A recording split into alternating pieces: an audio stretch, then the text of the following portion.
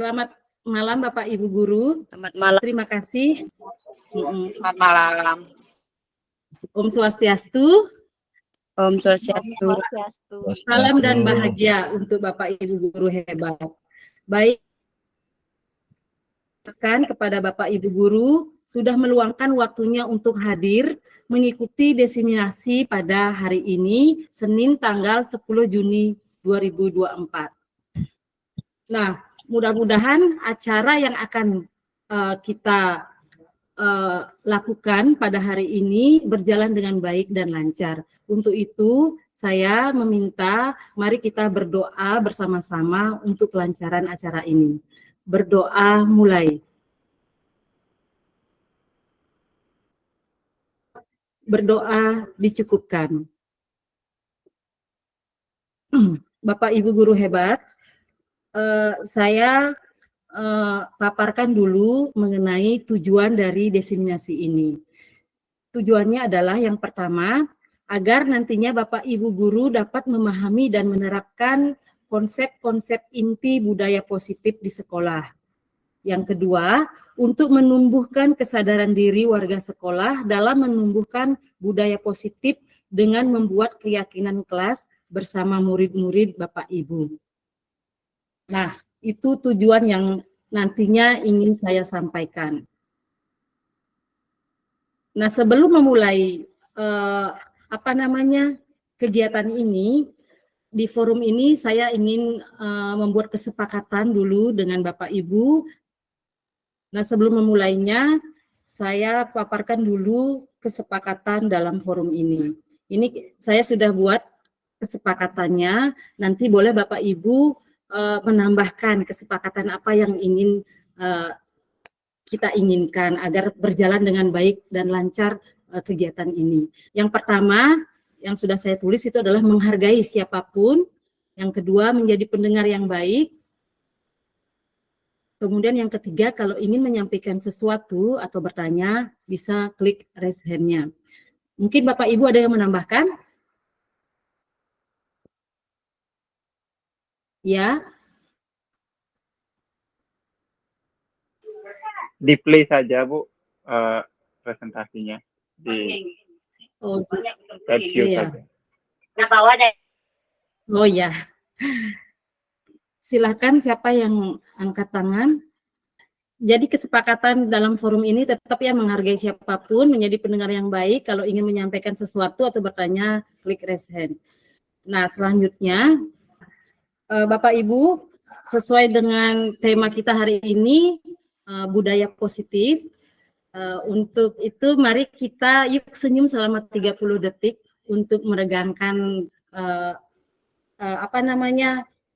meregangkan tubuh kita agar lebih rileks.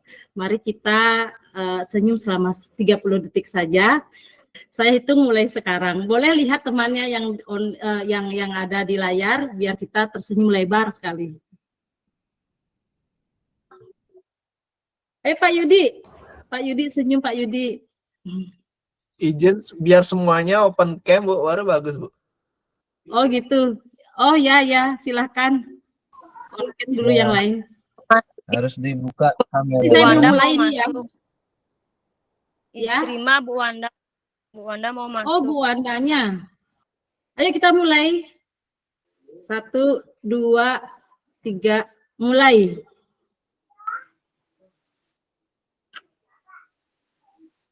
Buser. Ya, biar tersenyum lebar sekali sampai giginya bisa kelihatan.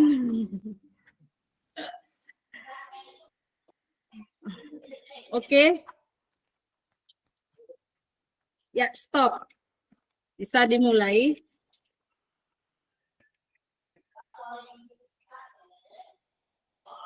Baik teman-teman. Terima kasih sudah mengikuti untuk senyum selama 30 detik. Kita bisa mulai ke berikutnya. Ini ada yang bergabung. Nah, Bu Arma. Baik Bapak Ibu, kita mulai. Nah, seorang guru yang baik harus memiliki kemampuan dalam mewujudkan budaya positif di sekolah. budaya positif tersebut dapat dijalankan dengan menerapkan konsep-konsep inti seperti, nah, di konsep-konsep inti ini akan saya bahas materinya, yaitu yang pertama tentang disiplin positif, yang kedua motivasi perilaku manusia, yang ketiga keyakinan sekolah atau kelas, yang keempat kebutuhan dasar manusia, yang kelima posisi kontrol restitusi, dan yang keenam segitiga restitusi. Baik Bapak Ibu, kita mulai yang pertama tentang disiplin positif. Mendengar kata disiplin positif, mendengar kata disiplin, kira-kira apa yang terbersit di benak Bapak Ibu tentang kata disiplin? Siapa yang mau menjawab sedikit, apa sih itu disiplin menurut Bapak Ibu?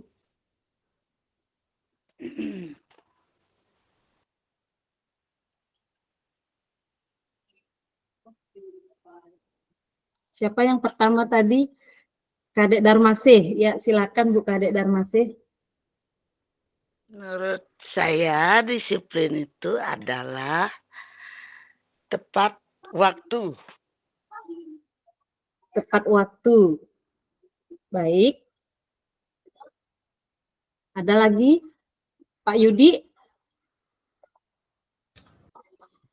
Kalau menurut saya itu disiplin adalah kemampuan seorang untuk mentaati sebuah aturan atau kesepakatan yang telah dibuat, Bu.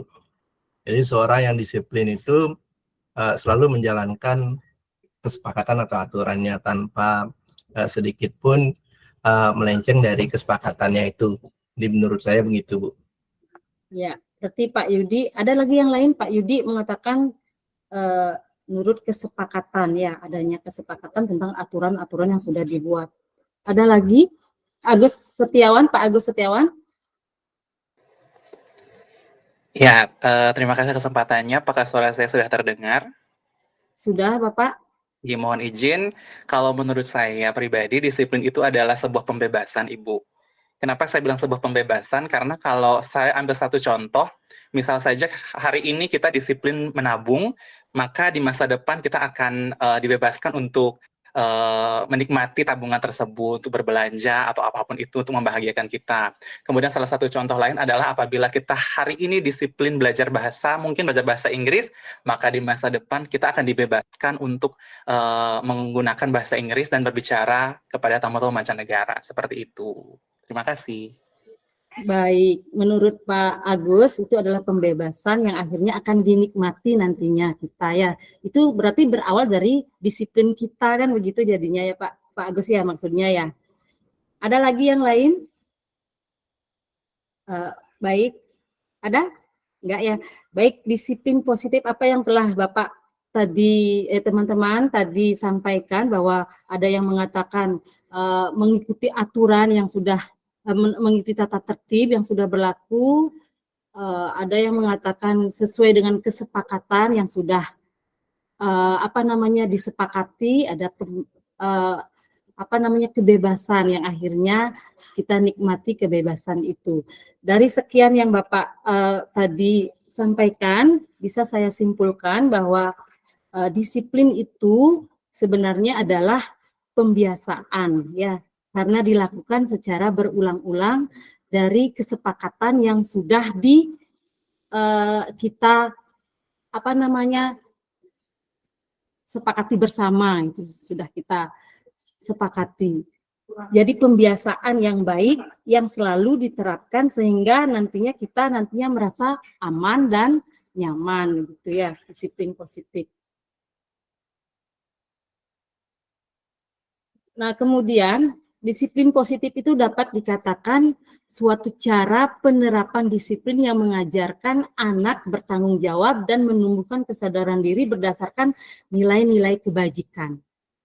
Berarti ada tujuannya agar siswa itu mampu bertanggung jawab dan sadar diri, gitu ya, murid agar mampu bertanggung jawab dengan dirinya sendiri karena memiliki suatu kesadaran terhadap tindakan yang mereka lakukan.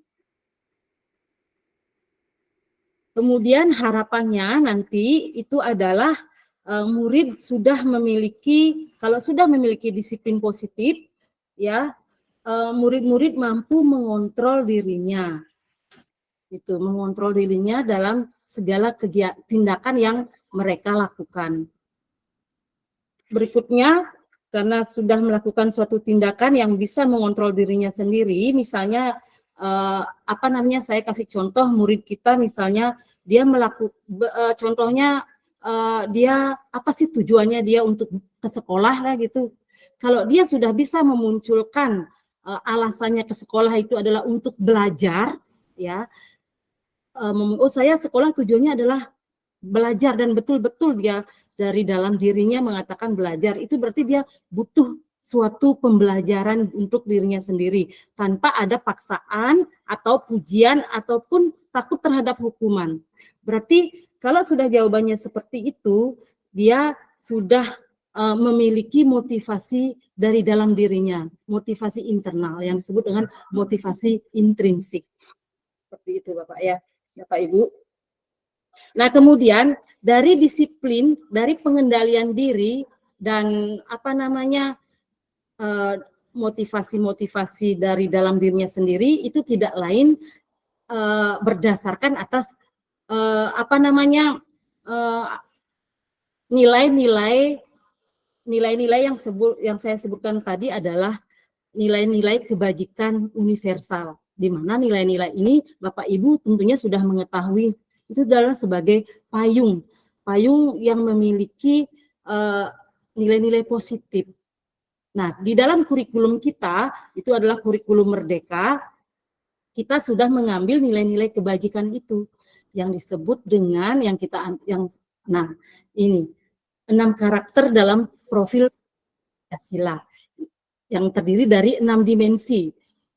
Yang Bapak Ibu sudah tahu, yang dimensi yang pertama itu adalah beriman, bertakwa kepada Tuhan Yang Maha Esa, dan berakhlak mulia, mandiri, berkebinekaan global, bergotong royong, kreatif, serta bernalar kritis. Inilah yang disebut dengan nilai-nilai kebajikan universal sebagai payung. Ini terbebas dari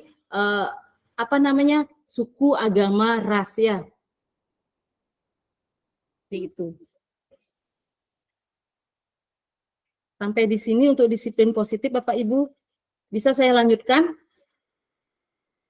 Bisa, Bu Mar. Nah, yuk kita ke konsep inti yang kedua tentang motivasi perilaku manusia. Mendengar kata motivasi berarti apa kira-kira yang Bapak Ibu pikirkan dari kata motivasi?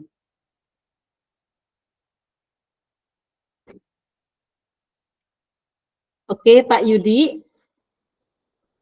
Baik, terima kasih. Motivasi itu kalau menurut saya pengertiannya adalah sebuah dorongan yang untuk melakukan sesuatu, Bu. Disebut dengan motivasi. Terus kalau motivasi menurut saya itu ada dua, ada internal, ada eksternal. Kalau motivasi dalam internalnya itu dari dalam dirinya, kalau motivasi eksternal itu berasal dari luar dirinya. Jadi begitu. Bu. Oh, nggih. Terima kasih, Pak Yudi. Ada lagi yang lain? Ya. Pak Sartike. Makasih. Kalau menurut saya motivasi itu sama dengan Pak Yudi. Ada motivasi eksternal, ada motivasi internal. Tapi yang paling penting adalah bagaimana motivasi itu bisa membuat siswa menyadari akan pentingnya sesuatu sehingga timbul disiplin dalam dirinya. Itu Bu Mas. Nggih, terima kasih Bapak. Bu Wanda?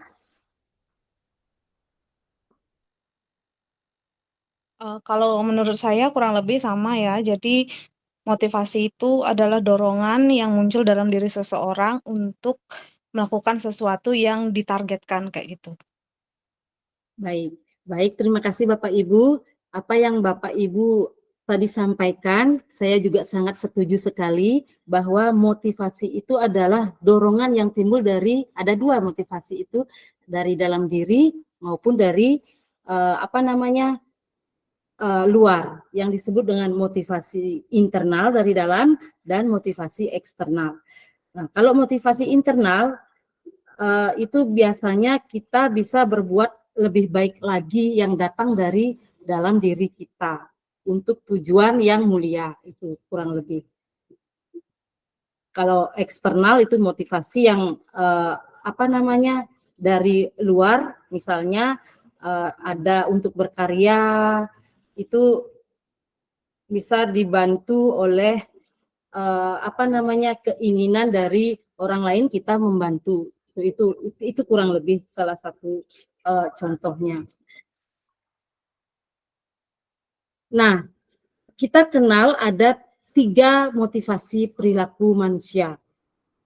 Di antaranya itu yang pertama adalah untuk menghindari ketidaknyamanan atau hukuman. Yang kedua untuk mendapatkan imbalan atau penghargaan dari orang lain. Dan yang ketiga untuk menjadi orang yang mereka inginkan dan menghargai diri sendiri dengan nilai-nilai yang mereka percaya. Untuk mendapatkan imbalan atau penghargaan dari orang lain, ini motivasi yang pertama, ini adalah motivasi yang tingkatannya paling rendah dari di mana apa yang di sini dikatakan apa yang saya dapatkan apabila saya melakukannya. Berarti mereka melakukan suatu tindakan untuk mendapatkan pujian dari orang lain yang menurut mereka penting dan mereka letakkan dalam dunia berkualitas mereka. Nah, ini disebut dengan motivasi yang bersifat eksternal.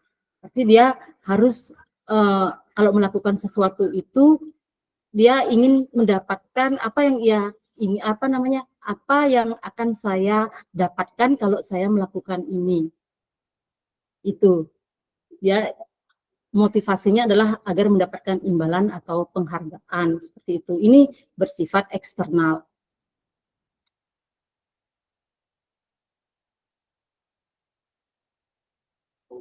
Kemudian motivasi yang kedua itu adalah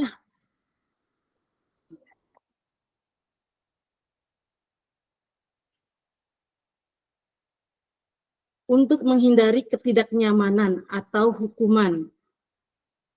Nah, biasanya orang yang berada di tingkat ini akan bertanya, apa yang akan terjadi jika saya tidak melakukannya? Berarti seseorang itu dengan terpaksa melakukan sesuatu agar dia menghindari ketidaknyamanan atau biar tidak mendapat hukuman. Berarti motivasi yang ia lakukan itu adalah bersifat eksternal.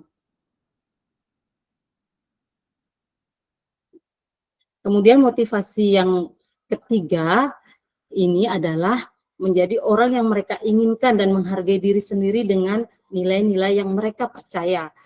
Berarti pertanyaan yang timbul itu akan menjadi orang seperti apakah saya apabila saya melakukannya? Nah, inilah yang disebut dengan motivasi intrinsik. Berarti dia sudah memiliki kesadaran dari dalam dirinya. Akan menjadi apa saya jika saya melakukan sesuatu. Itu biasanya dia sudah dari dalam dirinya sudah menyadari apa yang baik untuk dirinya sendiri. Nah, itu 3 motivasi perilaku manusia. Sampai di sini Bapak Ibu, bagaimana? Bisa dilanjutkan lagi? Bisa, Bu Mat. Nih.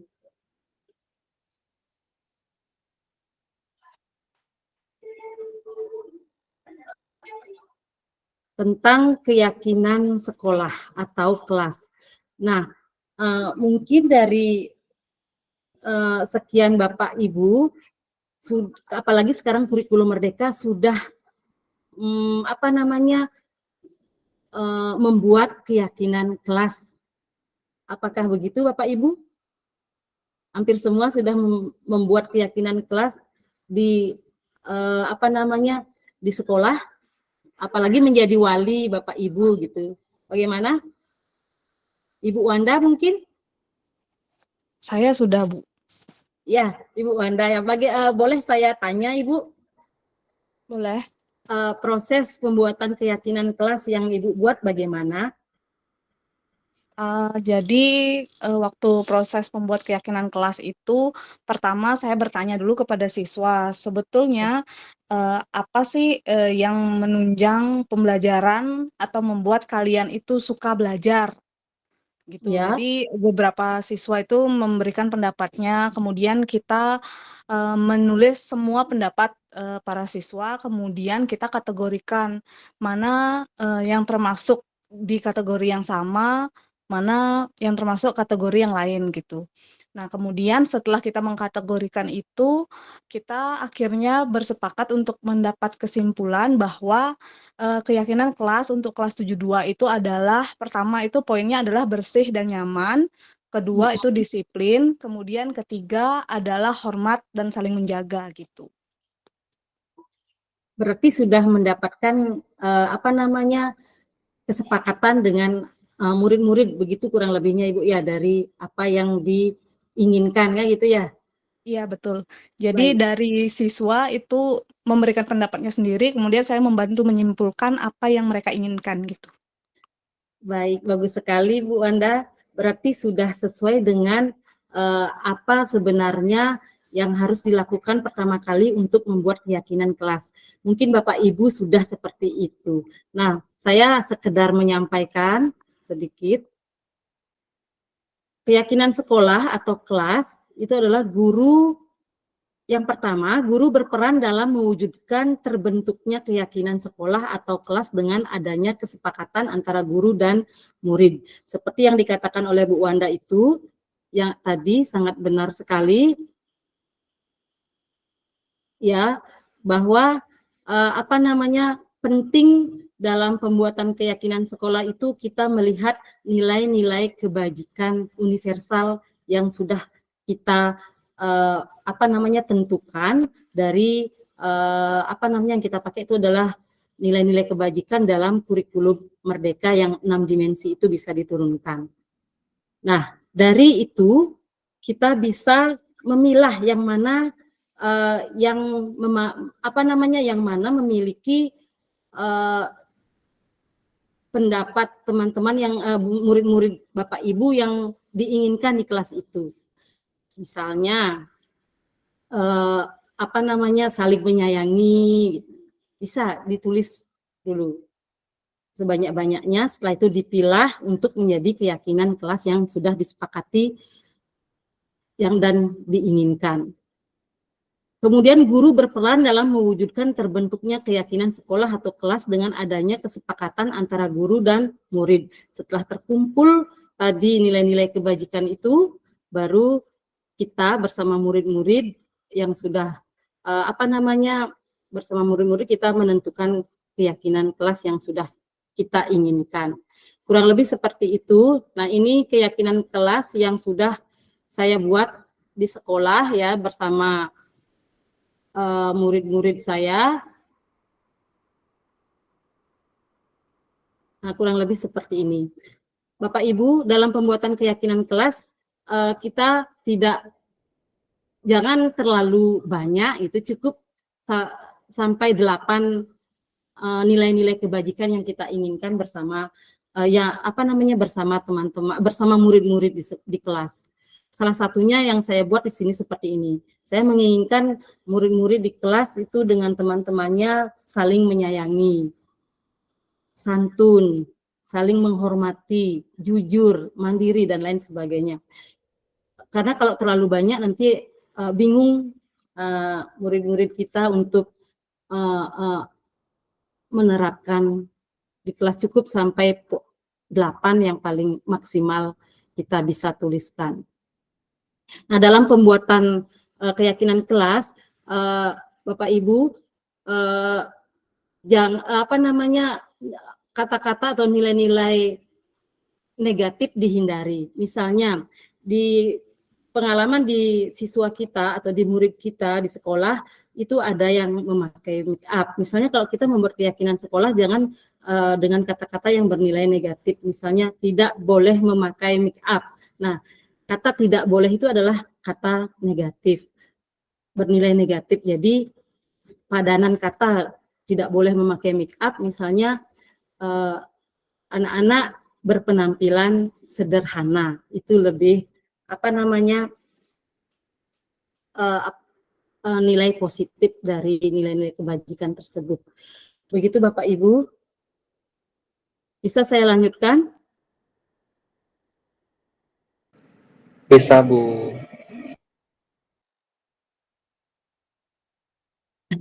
Bagaimana kalau kita ice breaking saja dulu? Ya, Bu Anda?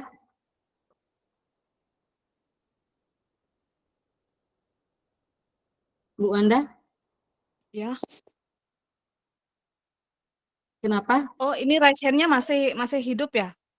Oh ya, masih hidup. Oh iya, saya matikan. Baik, saya lanjutkan ke ice breaking aja dulu ya Bapak Ibu ya. Pak Yudi. Silakan Pak Yudi. Pak Yudi angkat tangan. Baik Bu, saya tertarik dengan keyakinan kelas itu Bu. Karena ya jujur saya belum pernah membuat kesepakatan ataupun keyakinan kelas. Mungkin bisa dimunculkan Bu tadi keyakinan kelas yang Ibu buat itu. Kalau boleh saya bertanya. Yang ini Pak Yudi. Ya. Nah, di sini kalau seandainya terjadi misalkan seorang anak itu tidak disiplin gitu. Gimana itu, Bu? Misalkan ternyata ya biasa nih masalah di sekolah kan saling menyayangi keyakinan kelas. Ternyata ada pembulian Bu di kelas. Bagaimana itu, Bu? Berarti nilai-nilai kebajikan mana yang tidak disepakati, kan begitu maksud pertanyaannya Pak Yudi ya? Iya. Nah, kalau kebetulan saya di sini ya, saling menyayangi yang itu berarti kalau membuli berarti dia termasuk yang manakah keyakinan kelas yang dilanggar oleh murid tersebut? Kira-kira menurut Pak Yudi dari ke-8, dari berapa ini? Dari 6 nilai-nilai kebajikan. Maksud saya gini Bu, apakah ada sebuah misalkan hukuman kalau gitu, kalau bahasa misalkan kita bikin keyakinan kelas suka menolong, ternyata banyak siswa yang tidak piket. Kan tidak terjadi saling tolong menolong di sana gitu. Apakah kesepakatan kelas itu bisa sepakat tentang hukuman atau tidak? Karena saya dengar-dengar bahwa hukuman itu dilarang menghukum siswa. Nah, sekarang bagaimana kalau seandainya siswa itu tidak mencerminkan keyakinan kelas yang kita bikin? Gimana Bu solusinya kira-kira? Baik Pak Yudi, bagus sekali pertanyaannya. Nah, apabila seorang anak yang misalnya melanggar seperti Pak Yudi bilang saling menyayangi gitu, dilanggar kesepakatan atau keyakinannya, itu apa tindakan kita sebagai guru? Nanti akan kita bahas di berikutnya Pak Yudi, ada namanya restitusi. Memang benar kita sebenarnya tidak langsung menghukum murid tersebut. Karena kalau menggunakan hukuman itu kan biasanya itu menyakiti, bisa secara fisik maupun secara mental murid tersebut. Jadi karena kita membuat keyakinan kelas ini bisa ditanya kepada murid tersebut keyakinan yang mana misalnya yang mereka langgar gitu. Bisa ditanya dengan ada namanya restitusi. Nanti saya akan jelaskan di sana. Bu Anda bisa menambahkan atau bagaimana? Ya, saya ingin menambahkan hasil praktek saya sih. Jadi kalau di kelas 72, siswa yang saya tanganin sekarang sebagai wali, itu memang kita membuat kesepakatan kelas, dan seperti yang dikatakan Bu Marsudi, kita buat poin-poinnya itu tidak perlu terlalu banyak agar anak-anak itu tahu poin dasarnya gitu. Kayak misalnya di kelas 72 itu poin pertama adalah bersih, nyaman, kemudian disiplin, kemudian yang ketiga itu adalah hormat dan menjaga, kayak gitu. Nah, pada prakteknya ketika kita sudah membuat nilai-nilai kelas itu, kita sebetulnya tidak bisa langsung mengharapkan bahwa siswa itu akan melakukan sesuai dengan keyakinan kelas yang sudah kita susun. Kayak di murid kelas 72 itu ketika saya masuk, belajar gitu misalnya, karena setelah istirahat kedua kan, masalahnya adalah, siswa itu, selalu berantakan di kelas kayak gitu. Jadi sampahnya sudah mulai berserakan setelah istirahat kedua kayak gitu. Nah, di sana, peran saya adalah hanya bertanya saja ke mereka, apa nilai-nilai atau keyakinan kelas yang kita miliki gitu. Jadi mereka mengucapkan kembali apa keyakinannya, misalnya bersih dan nyaman. Nah, tinggal saya tanyakan aja, apakah kelas ini sudah bersih dan terasa nyaman? Jadi mereka pasti langsung otomatis melihat kelasnya dan bilang, "Belum Bu, belum Bu," gitu. Nah, bagaimana cara melakukannya sekarang biar kelasnya bersih lagi dan nyaman kayak gitu. Dan mereka mengambil inisiatif untuk membersihkan kelas. Jadi kita membersihkan kelas dulu sebelum pembelajaran. Jadi fungsi dari dibuatnya keyakinan kelas ini adalah ketika ada permasalahan, kita membantu siswa mengingatkan kembali bahwa apa sih yang harus kita lakukan atau apa sih yang kita sepakati. Jadi tinggal dibolak-balik seperti itu aja. Kalau misalnya ada pelanggaran, ditanyakan keyakinan kelasnya apa, kemudian diminta mereka memperbaiki. Jadi sebetulnya hukumannya itu tidak ada lagi gitu, karena tujuan kita membuat keyakinan kelas itu adalah agar mereka itu belajar untuk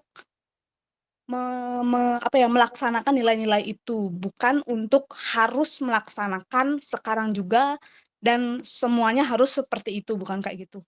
Karena kalau di sekolah itu kan kita membentuk disiplin namanya, jadi memang dalam perjalanannya pasti ketidakdisiplinan itu muncul.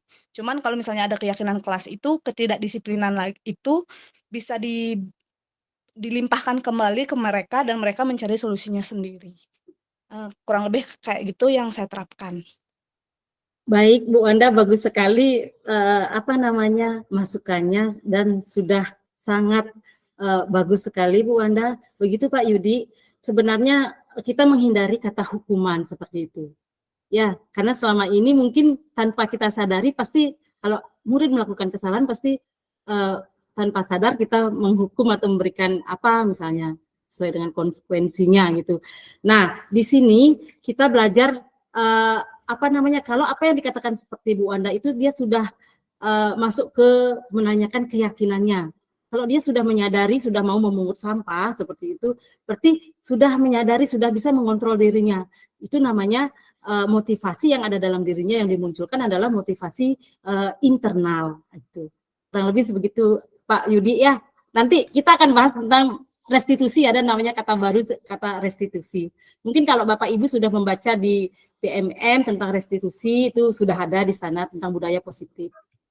Baik, bisa saya lanjutkan? Lagi satu, Bu. Ya, silakan Pak Yudi. Nah, ini kan keyakinan sekolah atau kelas. Kalau seandainya Niki terpilih menjadi kepala sekolah nantinya gitu. Siapa yang nanti bikin keyakinan sekolah ini dan bentuknya seperti apa? Terus apakah di sekolah kita itu sebenarnya sudah menjalankan keyakinan ini atau tidak? Jadi begitu, Bu. Baik Bapak Yudi, jauh sekali jangan bilang menjadi kepala sekolah Pak Yudi. Sebagai guru aja dulu. Sebagai guru, contoh kecilnya membuat keyakinan begini loh Pak Yudi, kemungkinan menurut pemahaman saya ya. Kita buat dulu yang paling kecil, ruang lingkup kecil di kelas-kelas saja dulu. Janganlah keyakinan di kelas-kelas masing-masing kelas kita untuk ditaati dulu, untuk diyakini oleh murid-murid kita apa yang mereka yakini itu secara tanpa disadari nanti akan menimbulkan kedisiplinan di dalam diri murid itu sendiri. Itu aja Pak Yudi ya.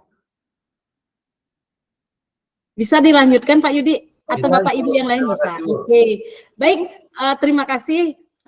Sekarang kita lanjutkan ke ice breaking aja dulu ya biar tidak tegang, biar rileks aja.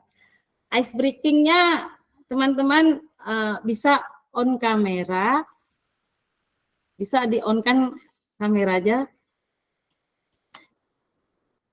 Baik. Kita menyebutkan nama-nama hewan bagaimana? Ya, misalnya menyebutkan nama-nama hewan kemudian dilanjutkan berantai oleh temannya, kita tunjuk akhirannya menjadi nama hewan selanjutnya kalian Bapak Ibu sebutkan. Misalnya saya bilang ikan, berarti nama hewan yang berikutnya Bapak Ibu sebutkan di akhiran n-nya itu hewan apa gitu. Oke, bisa? Bisa dimengerti? Oke. Bisa. Sama. Ikan. Coba Zer. Angsa. Ikan. Kan? Ikan. Berarti huruf belakangnya N, berarti nama binatang N ya. Naga. Ayo. Naga. Naga. Sebutkan lagi temannya yang lain, suruh menyebutkan. Kak Yudi. Zer. Berarti huruf A, Pak Yudi. Angsa. Bukan yang buat Siapa di Pak Yudi sekarang? Siapa ditunjuk temennya? yang buat Kayak itu Bu Krisna. Ayam. Ayam. Yang Oke, ditunjuk lagi temennya, Bu. buat itu Cailana. Ega. Yang Monyet. ini. Oke, Monyet. monyet. Siapa mau disuruh melanjutkan, Pak Ega? Itu Cailana. Putri. Yang buat itu Cailana. Ayo, siapa? Tupai. Putri. Tupai, Bu. Tupai katanya. Oke, siapa lagi? Lagi satu aja. Bu Era. Jauh-jauh, Kak. Bu Era. Tupai berarti huruf akhiran I. Cek. Cek. Iguana. Iguana. Oke, Huruf E baik. itu, huruf E. Tepuk tangan dulu Bapak Ibu dengan mengalisi. Baik, sudah sangat antusias sekali dengan ice breakingnya walaupun sederhana. Bisa kita lanjutkan Bapak Ibu? Bisa kita lanjutkan? Bisa. Bisa. Oke. Yang keempat ya, konsep inti yang keempat adalah kebutuhan dasar manusia. Kebutuhan dasar manusia. Nah, ketika seorang murid melakukan suatu perbuatan yang bertentangan dengan nilai-nilai kebajikan, maka mereka akan melanggar, mereka akan gagal, dikatakan gagal menemukan kebutuhan dasar mereka. Nah, seperti apa yang dikatakan oleh Dr. William Glasser, bahwa seluruh tindakan manusia memiliki tujuan tertentu, yaitu memenuhi kebutuhan dasarnya. Nah, ketika kebutuhan dasar telah terpenuhi secara memadai, maka murid akan tumbuh dengan seimbang dan bahagia.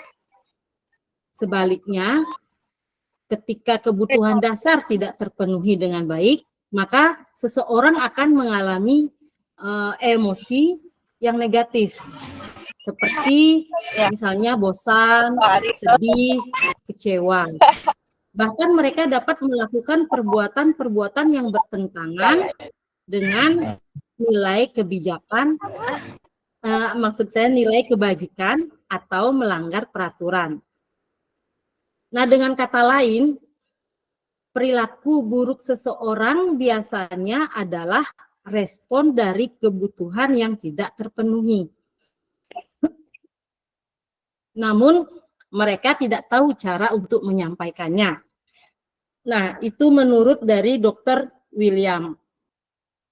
Nah, mungkin Bapak Ibu bisa menemukan kasus di sekolah tentang perilaku murid-murid Bapak Ibu yang tidak sesuai dengan apa yang kita inginkan. Seharusnya lah kita sebenarnya sebagai guru menelusuri kebutuhan apa sih yang kurang pada diri siswa sehingga mereka bersikap seperti Itu misalnya. Nah, ini ada sebuah kasus, misalnya mungkin Bapak Ibu pernah mengalaminya di sekolah. Ini ada seorang guru yang bernama Ibu Ani, dia wali kelas 95, mendapatkan laporan dari beberapa guru melaporkan bahwa muridnya yang bernama Doni sering sekali meminta bekal makan siang dengan paksa ke teman-temannya, sehingga teman-temannya merasa terganggu. Nah, Bapak Ibu kalau menemukan kasus itu, apa yang Bapak Ibu lakukan? Dan kira-kira apa alasan Doni melakukan hal seperti itu? Baik Bapak Ibu, apabila menemukan kasus seperti ini, seorang anak yang merebut makanan dari teman-temannya dengan paksa, ya, apa yang Bapak Ibu lakukan? Dan kira-kira apa alasannya murid tersebut, dalam hal ini Doni ya, kasusnya nih, melakukan hal seperti itu? Bapak Yudi? Ya mungkin Doni tidak bawa bekal loh, atau mungkin lapar ya, sehingga dia meminta bekal temannya dengan paksa. Ya, baik, bagus sekali pendapatnya Pak Yudi ya. Mungkin Doni lapar karena dia tidak membawa bekal sehingga merebut makanan temannya. Itu menurut Pak Yudi. Ada lagi yang lain? Bapak Ibu, ada pendapat yang lain?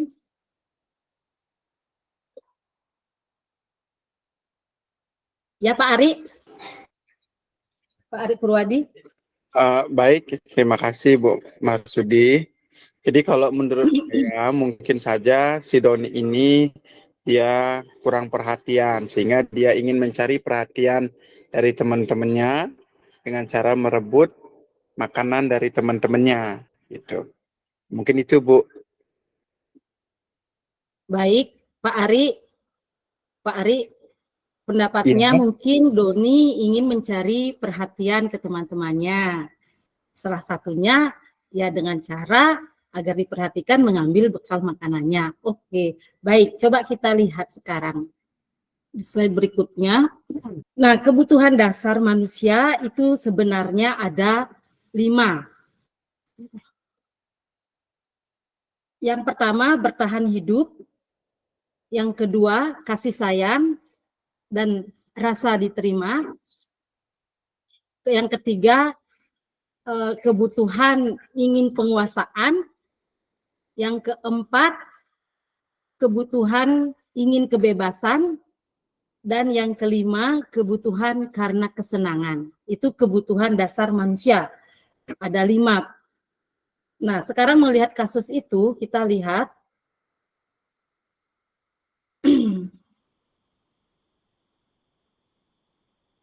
mana ya? Nah, alasan Doni merebut makanan temannya, itu alasan yang pertama kemungkinannya karena ia mungkin merasa lapar, seperti apa yang dikatakan Pak Yudi. Oke. Alasan yang pertama mungkin dia tidak membawa bekal, dia lapar. Berarti kebutuhan dasar apa yang tidak terpenuhi oleh Doni? Bertahan untuk hidup itu ya. Dia berusaha untuk memenuhi kebutuhannya dengan cara merebut makanan temannya. Dia tidak membawa bekal, dia merasa lapar. Berarti dia kebutuhan yang pertama itu bertahan untuk hidup. Kemudian alasan yang kedua, ya untuk ingin Doni diperhatikan oleh teman-temannya. Betul sekali.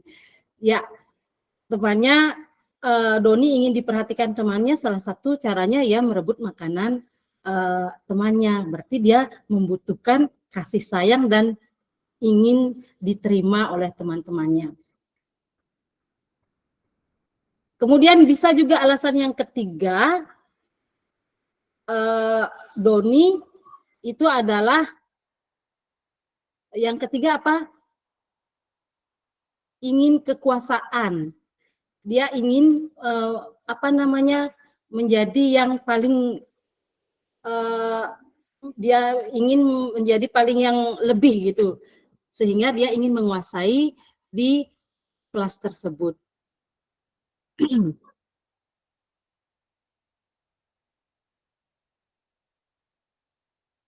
Kebutuhan akan kesenangan itu. Kemudian alasan yang keempat, mungkin Doni merasa bosan. Karena dia merasa bosan dengan bekal yang ia bawa, karena itu saja dibawakan oleh ibunya. Berarti kebutuhan dasar yang ingin terpenuhi oleh Doni itu adalah kebebasan. Di murid-murid kita juga kita bisa lihat bahwa kalau kita pas sedang mengajar, murid-murid kita ada yang tidur-tiduran, kan seperti itu ya.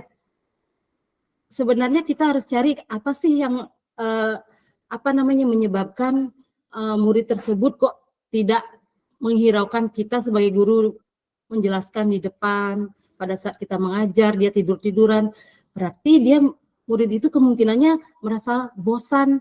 Mungkin kita sebagai guru bisa memperbaiki diri, apa yang salah pada kita sebagai guru dalam mengajar saat itu. Apakah model pembelajaran kita yang kurang menarik oleh murid? Nah, bisa kita di sana sebagai guru mencari bagaimana caranya agar murid tersebut tidak tidak melakukan itu lagi di pertemuan berikutnya. Jadi kita bisa meningkatkan kualitas pembelajaran kita agar murid itu tidak merasa bosan karena dia ingin memenuhi kebutuhannya akan kebebasan. Seperti itu. Kemudian yang kelima,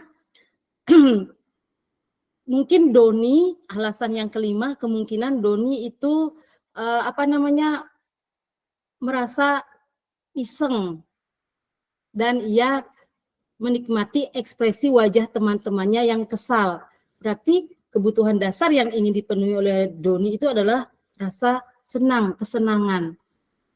Itu. Nah, itu adalah kurang lebih apa yang saya jelaskan tentang 5 dasar kebutuhan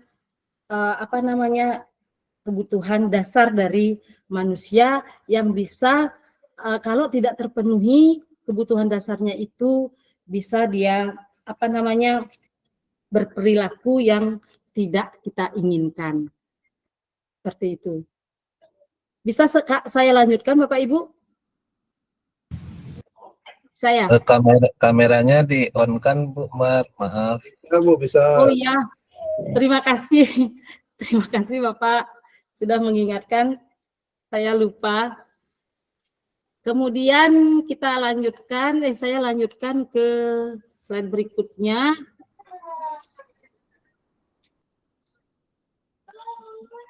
Oh.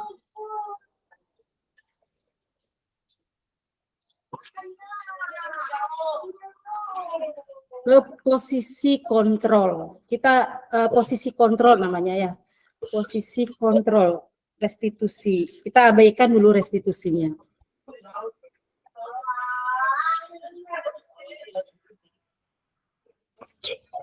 Nah, ada 5 posisi kontrol, yaitu guru bisa sebagai penghukum, guru bisa sebagai membuat orang bersalah, ya. Yang ketiga, guru bisa sebagai teman. Yang keempat, guru bisa sebagai pemantau. Dan yang kelima, guru bisa sebagai manajer. Nah, mungkin Bapak Ibu sudah pernah melakoni kelima posisi kontrol ini. Mungkin kadang Bapak Ibu bisa posisi Bapak Ibu sebagai penghukum juga sudah pernah.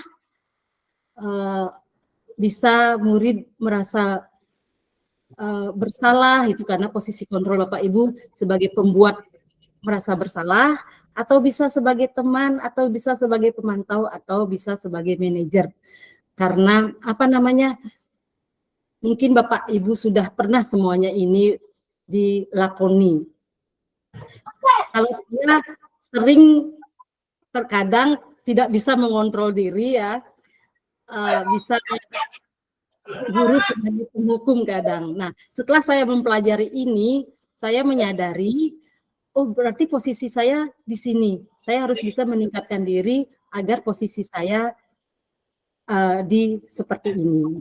Dari kelima ini yang mana sebenarnya yang paling baik menurut Bapak Ibu, posisi kita sebagai guru?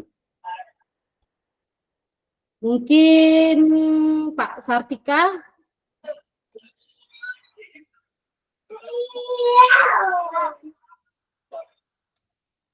Oh, udah merah. Mungkin Pak Ari.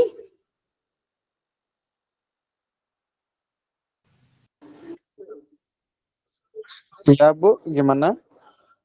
Posisi kontrol yang mana yang paling baik yang harus kita lakukan sebagai guru? Kalau menurut saya sebagai teman. Sebagai teman. Oke. Ya. Pak Yudi? Kalau menurut saya sebagai manajer, Bu. Sebagai manajer. Bu Erawati?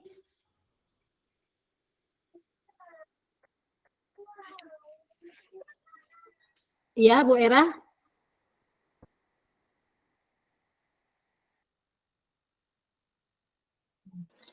Kalau menurut saya sebagai teman, Bu, misalnya seperti ini, kalau misalnya ada siswa yang memiliki permasalahan, kita tahu isi hatinya dan apa kendala-kendala yang dialami, Bu. Biasanya kan sekarang anak-anak lebih banyak curhat, Bu. Terima kasih. Berarti posisi kontrol yang Bu Era inginkan sebagai teman. Baik, ada yang lain lagi? Ya, Pak Sar. Siapa yang ke tangan? Bu Anda, Bu Anda. Kalau menurut saya, mungkin kita di antara 5 posisi kontrol itu tidak ada yang lebih baik yang mana gitu, karena tetap kita harus menyesuaikan dengan kondisi apa yang terjadi dan apa yang kita hadapi. Jadi tergantung permasalahannya gitu. Baik. Yang lain tadi Pak Sartikil tadi mau angkat tangan? Oh, masih ya. Oh, Enggak. Oke. Enggak ya. Baik, atau yang lain enggak ada? Saya lanjutkan kalau begitu kita lihat di sini. Bisa dilihat Bapak Ibu? Kurang ya? ya, Bisa? pas dah. Nah, di sini kita lihat coba posisi guru sebagai penghukum.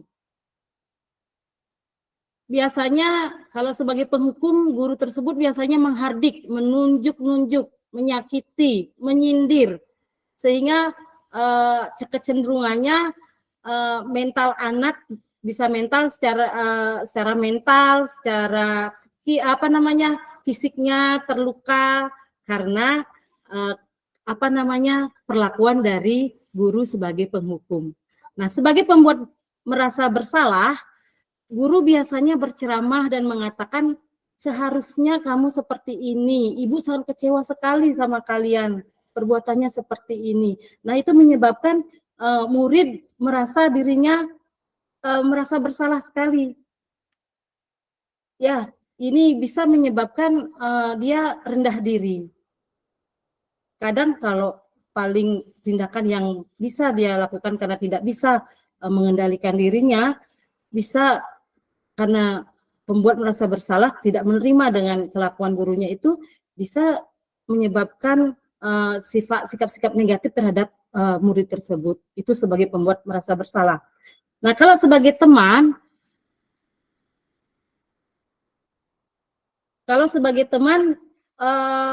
biasanya membuatkan alasan-alasan untuk muridnya. Misalnya dengan kata-kata seperti ini, ayolah lakukan demi ibu, masa kamu tidak mau? Ingat tidak ibu pernah bantu kamu. Nah, itu posisi guru sebagai teman, mendekatkan diri kepada murid-murid, seperti itu. Nah, kemudian kalau sebagai pemantau, guru kecenderungannya menghitung dan mengukur kesalahan-kesalahan murid tersebut. Menurut kamu apa peraturannya yang kamu langgar? Nah, itu pemantau, menghitung kesalahan-kesalahan murid. Kamu berbuat seperti ini, seharusnya kamu seperti ini. Ini konsekuensi yang harus kalian dapatkan. Nah, seperti itu kurang lebih. Nah, posisi sebagai manajer biasanya itu mengajukan pertanyaan-pertanyaan. Misalnya, apa yang kita yakini? Apa yang bisa kamu kerjakan untuk memperbaiki masalah ini? Berarti itu sudah menguatkan pribadi murid tersebut.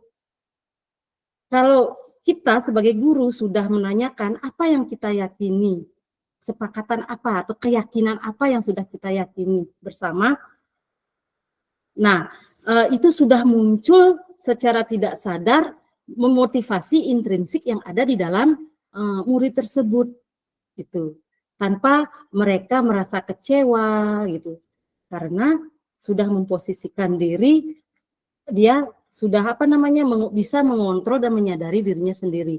Ini adalah sudah memunculkan motivasi internal di dalam murid tersebut. Nah, yang dianjurkan kita sebagai guru seharusnya kita ada pada posisi sebagai manajer. Seperti itu. Pak Ibu nggih.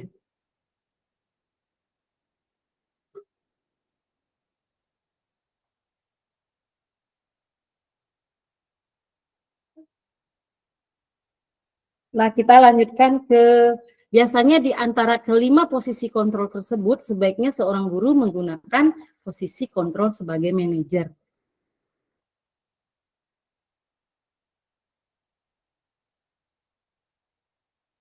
Nah, sebagai manajer, guru dapat berbuat sesuatu bersama murid, mempersilahkan murid bertanggung jawab, dan mendukung murid agar dapat menemukan solusi.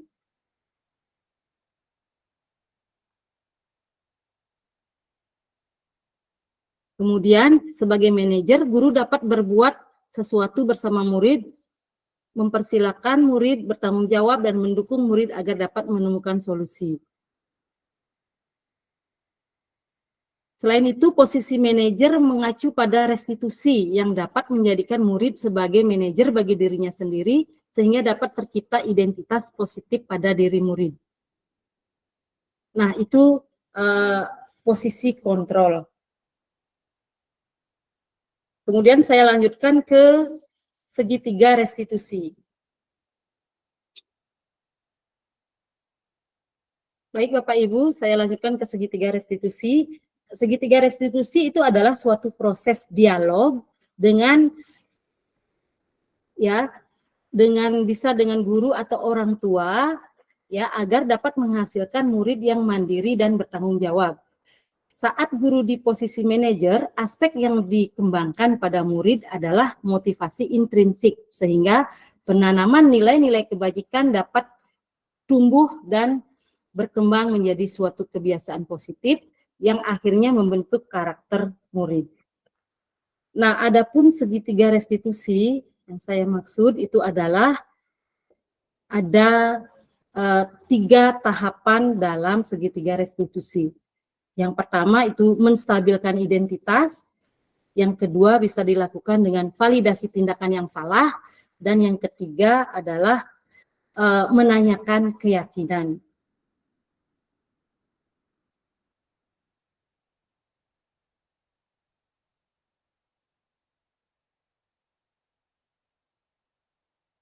Menstabilkan identitas maksudnya itu dilakukan berdasarkan prinsip bahwa membuat kesalahan adalah bagian dari proses pembelajaran yang nantinya akan menggeser identitas gagal ke arah identitas sukses.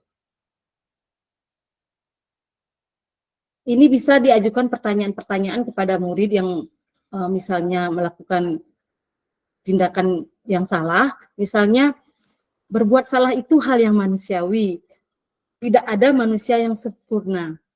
Kita pasti bisa menyelesaikan permasalahan ini.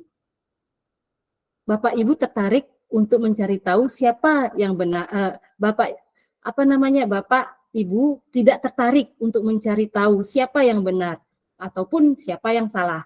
Bapak Ibu lebih tertarik untuk menyelesaikan masalah. Kalau kamu menyalahkan dirimu sendiri terus-menerus, apakah kamu bersikap baik pada dirimu sendiri? Nah, itu berada pada pertanyaan-pertanyaan yang seperti itu Bapak Ibu ajukan, itu termasuk menstabilkan identitas pada murid. Kemudian validasi tindakan yang salah. Itu dilakukan berdasarkan prinsip bahwa setiap perilaku berupaya memenuhi suatu kebutuhan tertentu, sehingga guru atau orang tua akan bergeser dari pemikiran stimulus respon menjadi proaktif serta akan lebih mengenali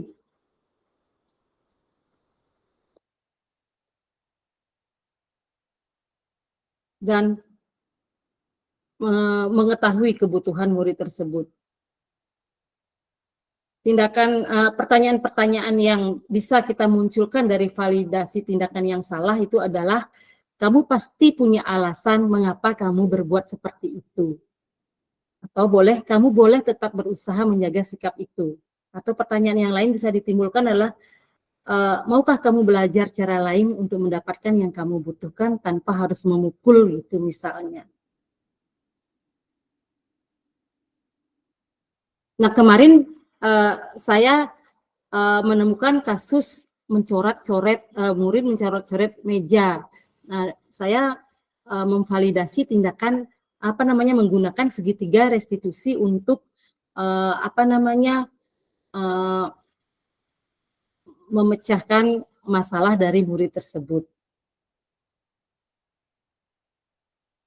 Kemudian yang ketiga, menanyakan keyakinan. Menanyakan keyakinan ini dilakukan dengan memberikan pertanyaan-pertanyaan bermakna kepada murid atau anak untuk memunculkan motivasi secara intrinsik, sehingga mampu mengaitkan keyakinannya dengan tindakan yang salah.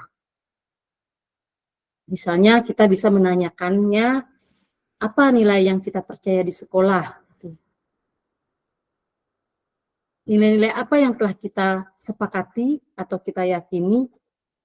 Nah, modelnya pertanyaan yang seperti itu kita sampaikan ke anak-anak agar memunculkan motivasi intrinsik di dalam anak tersebut. Sehingga dia sudah menyadari bahwa, oh saya seperti ini, berarti saya bertanggung jawab atas perbuatan yang saya lakukan. Lebih ke sana di dalam lebih memunculkan motivasi intrinsik dalam murid tersebut. Nah, Bapak Ibu, demikian tadi apa yang sudah saya sampaikan dari pengimbasan ini. Mudah-mudahan apa yang saya sampaikan Bapak Ibu bisa memahaminya dan bisa menerapkannya nanti di sekolah. Nah, dari keenam konsep-konsep inti yang saya sampaikan tadi,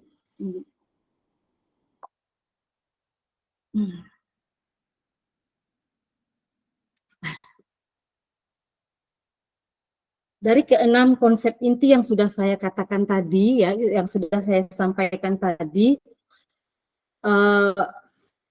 nilai-nilai kebajikan universal itu sangat penting diterapkan untuk murid-murid kita. Tentunya salah satunya dalam pembuatan keyakinan sekolah yang sudah kita jabarkan tadi. Nah, dari keyakinan sekolah, maka budaya-budaya positif yang kita inginkan akan bisa diterapkan, budaya positif yang sudah kita sampaikan ke anak-anak bisa dilakukan dengan baik. Misalnya, murid-murid kita masih melakukan suatu pelanggaran dari apa yang sudah kita yakini, Bapak Ibu bisa nanti melakukan melihat apa sih kebutuhan dasar yang murid-murid kita harus dipenuhi. Misalnya murid membuat kesalahan, kita lihat kebutuhan dasar apa sih murid itu yang diperlukan, baru kita ngambil tindakan posisi kontrol. Kemudian kita bisa terakhir dengan melakukan segitiga restitusi. Sehingga mudah-mudahan dengan nilai-nilai positif yang kita kembangkan ke anak-anak, budaya positif dapat kita terapkan di sekolah. Mungkin seperti itu saja yang bisa saya sampaikan dalam diseminasi hari ini. Semoga nanti Bapak Ibu bisa terinspirasi. Itu saja Bapak Ibu. Bisa kita lanjutkan ke sesi tanya jawab. Bisa. Ya, Pak Sartike Wijaya. Terima kasih Bu Marsudi atas kesempatannya. Saya wali kelas 93. Iya. Sering juga jadi wali sebelum-sebelumnya. Biasanya di sebuah kelas itu ada siswa yang enak untuk diajar, ada yang sedang, ada nakal-nakalnya sedikit, tapi ada juga yang luar biasa gitu. Nah, yang luar biasa ini sering bikin masalah dan lain-lain. Kita sudah tangani dengan baik, menghukum tanpa dia sadari sudah, menasihati sudah. Bisa enggak kita kerjasama dengan stakeholder lain di sekolah, misalnya BK, atau meningkat lagi bisa enggak dengan kepala sekolah atau pemanggilan terhadap orang tua untuk bersama-sama menangani masalah itu. Itu saja Bu Marsudi. Baik, terima kasih Bapak pertanyaannya. Tentunya menurut pemahaman saya tentunya sangat bisa Pak Sar. Karena kenapa? Untuk memunculkan, kita kan ingin murid-murid kita menjadi anak-anak yang sukses nantinya, baik sikap dan perilakunya.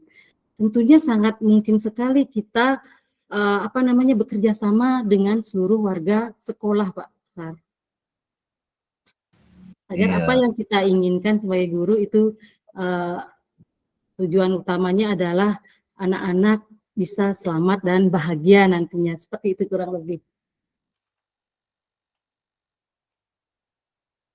Oke, Bapak Ibu, terima kasih sekali sudah bisa berpartisipasi dalam diseminasi hari ini karena waktunya sudah cukup sudah habis. Jadi untuk malam hari ini saya tutup dengan para musanti. Terima kasih Bapak Ibu, salam dan bahagia Bapak Guru hebat. Foto Terima bersama. kasih Bu. Terima kasih sama-sama Bu Foto Marsudi. bersama, Bu. Ayo. Oke. Foto Om bersama, Santi, Bu. selamat Santi. Nanti bekedek jadi. Foto bersama dulu, foto bersama.